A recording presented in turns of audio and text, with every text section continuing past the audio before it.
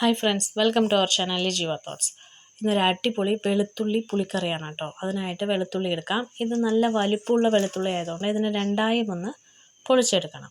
ഇതേപോലെ സൈസ് ആണെങ്കിൽ ഇത് പൊളിച്ചെടുക്കാതെ തന്നെ കറി വയ്ക്കാവുന്നതാണ്.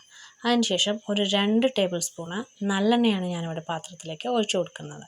അതിലേക്ക് 1 സ്പൂൺ ജീരകം, 1 സ്പൂണ് കുരുമുളക്, 1/4 സ്പൂണ് ഉലുവ, കുറച്ച് കറിവേപ്പില എന്നിവ ചേർത്ത് നന്നായി ഒന്ന് വാടി വരുമ്പോൾ ഇതിലേക്ക് ഒരു 6 ചെറിയുള്ളി, 1 ഇഞ്ച് നീളത്തിലുള്ള ഇഞ്ചി പീസുകൾ ചെറുതായി അരിഞ്ഞത്, ഒരു തക്കാളി എന്നിവ ചേർത്ത് തക്കാളി എല്ലാം നന്നായി വഴണ്ടു വരുന്നത് വരെ ഒന്ന് ഇളക്കി കൊടുക്കാം. പെട്ടെന്ന് വഴണ്ടു വരുന്നതിനായി അല്പം ഉപ്പ് കൂടെ ചേർത്ത് വഴറ്റിയെടുത്തത് ഒരു പ്ലേറ്റിലേക്ക് മാറ്റിയതിന് ശേഷം ഇതിലേക്ക് തന്നെ ഒരു 3 ടേബിൾ സ്പൂൺ നല്ലെണ്ണ കൂടെ ഒഴിച്ചു കൊടുക്കാം. നല്ലെണ്ണ ഇല്ലെങ്കിൽ വെളിച്ചെണ്ണ കൂടെ ഉപയോഗിക്കാം കേട്ടോ. നല്ലെണ്ണ ഉപയോഗിച്ചാൽ വയറ്റിൽ ചൂടുണ്ടെങ്കിൽ കുറയാൻ നല്ലതാണ്.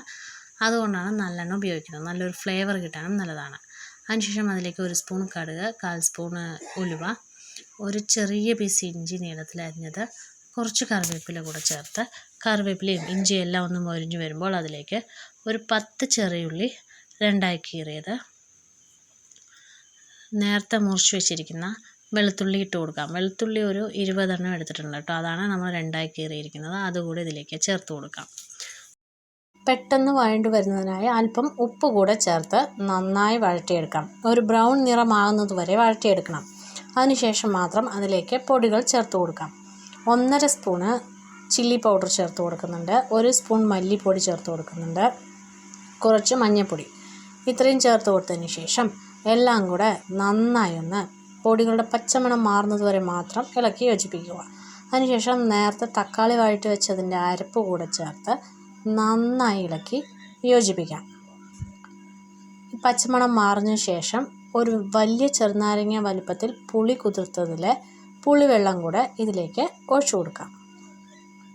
കൂടെ തന്നെ ആവശ്യത്തിനുള്ള ഉപ്പും ആവശ്യത്തിനുള്ള വെള്ളം കൂടെ ചേർത്ത് നന്നായി ഇളക്കി യോജിപ്പിക്കാം. നേരത്തെ 2 പ്രാവശ്യം ഉപ്പിട്ടത് കൊണ്ട് ഉപ്പിൻ്റെ അളവ് നോക്കി വേണം ഇടാൻ.